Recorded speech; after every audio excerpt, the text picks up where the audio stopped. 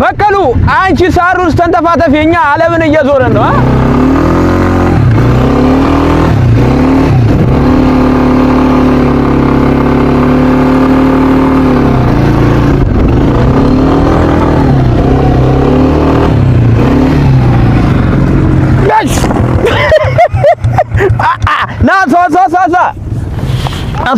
አንሷ ግሬ ውድድሩ እንግዲህ ደህና ሁኑ እኔ የለሁም በቃ ተጎድቻለሁ ግን ከተፈቀደ በአንድ እግር ይቻላል ከተባለ ገባለሁ ለዚህ አይደለም እግር ባይኖረኝ ራሱ እጅ ባይኖረኝ ራሱ እሱን እቺ በቀሉ የመዘረር አቅም እኛ ጋር አለ አልሐምዱሊላህ በቃ ተጎድቻለሁ ፌር አይደለም ጆኒ ኦሬዲ ሳልጎዳ ይሄንን ለብር አፍስሼ ትሬኒንግ ላይ ይበላኝ ነበር አሁን ግን እንዴት አድርጌ ፌል አድርገው ካልክ እኔ ላይቭ ላይ በመላው ኢትዮጵያ ህዝብ ፊት ለፊት አንድ እግሬን አንተ የተጎዳው ነገር እጎዳዋለሁ እኩል እንዲሆን ማለት ነው አታመልጥም ህዝብ ያየ እግሬን ሰብርልሃለሁ የሴዶና የጆኒ የኤምኤምኤ ውድድርና ያልተጠበቀው የሞተር አደጋ ውዝግብ ለመላው የኢትዮጵያ ህዝብና ለስፖርቱ አፍቃሪዎች በከፍተኛ ጉጉትና ትልቅ ዝግጅት ይጠበቅ የነበረው የታዋቂዎቹ ፋይተሮች የሴዶ ማርሻልና የጆኒ ኤምኤምኤ ፍልሚያ ውድድር ከመካሄዱ በፊት ማህበራዊ ሚዲያውን ያናወጠ ያልተጠበቀ ክስተት ተከስቷል። በዱባይ ላይ በነበረው ቆይታ በደረሰበት የሞተር ሳይክል አደጋ ምክንያት እግሩ ላይ ከባድ ጉዳት እንደደረሰበት ሴዶ ራሱ በቪዲዮ አስደግፎ በይፋ ገልጿል። እንግዲህ የኢትዮጵያ ህዝብ ይቅርታ አድርጉልኝ ምንም ማድረግ አልችልም ትላንትና እቀብጣለሁ ብዬ ሞተር እነዳለሁ ብዬ እግሬ ጉዶንኩኝ ውድድሩ እንግዲህ ምደርስ አይመስለኝም ዱአ አድርጉልኝ ብቻ ጸሎት አድርጉልኝ ሁላችሁም የኔ ውድድር ማየት ልትፈልጉ እኔ እንደዚህ በቃ ብዙም ማለት በቃ ብዙም ብጎዳ ራሱ ገባለሁና ዱአ አድርጉልኝ ግን እንዳገግም ትንሽ እንዳገግም ፍየል እፈልጋለሁ ብዙ ፍየሎች እፈልጋለሁ ጠግናችሁ ወደ ፋይት ወደ ኬጁ አስገቡኝ እንጂ እኔ ምንም አልቻልኩም በስህተት ነው እኔ ሞተሩ ምንም አይጎዳም ተብዬ ነው እንጂ እንደዚህ የሆንኩት ዱአ አድርጉልኝ ለማንኛውም ዱአ አድርጉ ይህ መርዶ እንደተሰማ በመላው ሀገሪቱ ባሉ የስፖርቱ ደጋፊዎች ዘንድ ትልቅ መደናገጥን የፈጠረ ሲሆን ለወራት ሲጠበቅ የነበረው ታላቅ የኬጅ ውድድር እንዳይሰረዝ ከባድ ስጋት ፈጥሯል።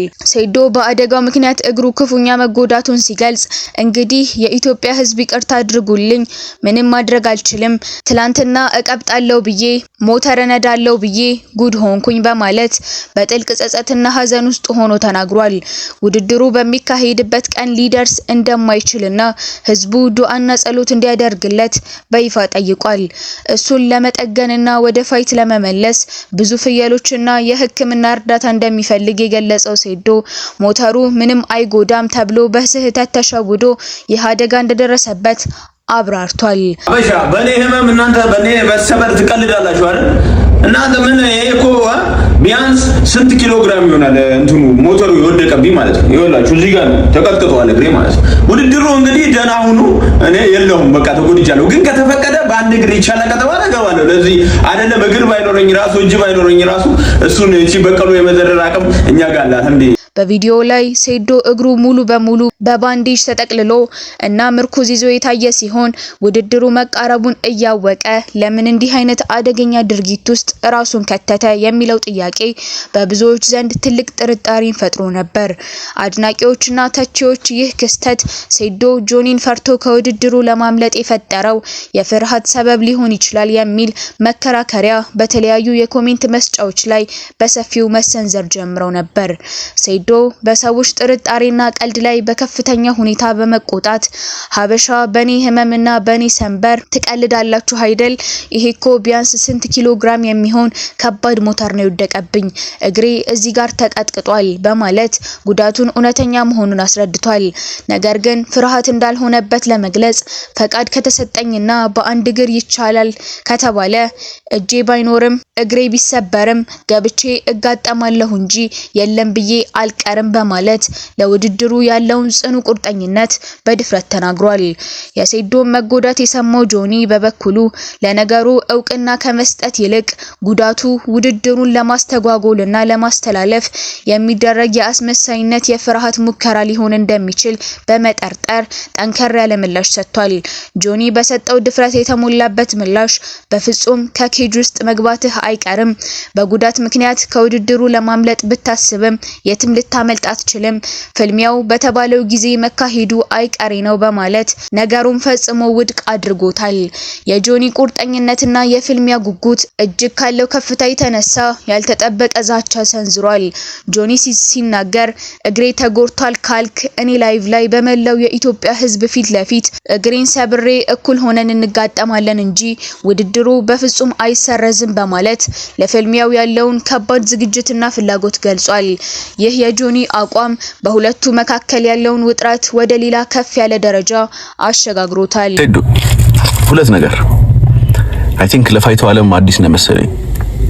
እግሬ ተጎድቷልና ፋይት መግባት አልችልም ብለህ ካሰብክ እንግዲህ ፕሮፌሽናል ሊንክ ትላለህ። let me give you one advice መቼም ፋይት ሙሉ ሆነ አትገባም። ሁሌ የሆነ ጉዳት ይዘህ ትገባለህ።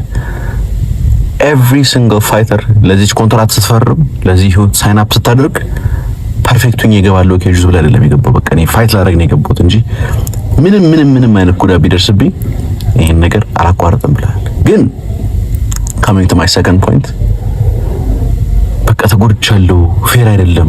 ጆኒ ኦልሬዲ ሳልጎዳ ይሄንን ለብር አፍስሼ ትሬኒንግ ላይ ይበላኝ ነበር። አሁን ግን እንዴት አድርጌ ፌል አድርገው ካልክ እኔ ላይቭ ላይ በመላው ኢትዮጵያ ህዝብ ፊት ለፊት አንድ እግሬን አንተ የተጎዳው ነገር እጎዳዋለሁ እኩል እንዲሆን ማለት ነው እንጂ ኬጅ ውስጥ አልገባም የሚል ነገር ሴዶ አታስቡ። if your leg is hurt I'll break my leg too እንገናኛታለን። እናንተ ብቻ አስመጡልኝ ብያለሁ ሴዶ ነው። I'm also kind of disappointed እኔ ከመስበሬ በፊት የራስ ነገር እንትን በማለት እኔ ችሎታዬን እና ኢንተለጀንሴን ተጠቅሜ የሴዶን ነገር ሰብራለሁ ስል your lack of intelligence broke your own leg. How this is preposterous. Sedo, we are still going to be fighting no matter what happens.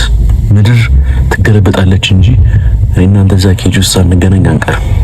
ጆኒ ለሴዶ ሙያዊ ምክርና ወቀሳ ሲሰነዝር ሴዶ አንተ ለፋይቱ ዓለም አዲስ መሰልከኝ፣ እግሬ ተጎድቷልና ፋይት መግባት አልችልም ብለህ የምታስብ ከሆነ ተሳስተሃል ብሏል።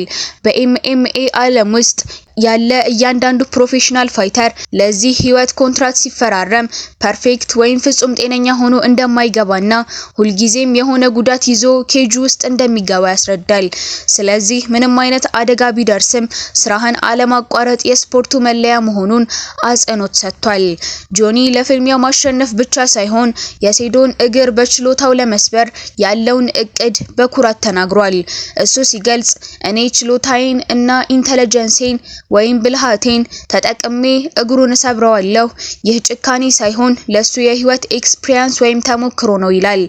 ያ ስብራት የኛ ሰርቲፊኬት ሆኖ የሚቆይ ሲሆን ሴዶ ወደፊት ድሮ የወጣትነቱ አትሌቲክስ አቅም እንዳለው መስሎት ለመንቀሳቀስ ወይም ኪክ ለማድረግ በመከረ ቁጥር እኔና እሱ ያሳለፍነውን የኬጅ ሰዓት ሁሌም በደንብ እንዲያስታውሰው ያደርገዋል በማለት በጥልቀት ተንትኖታል።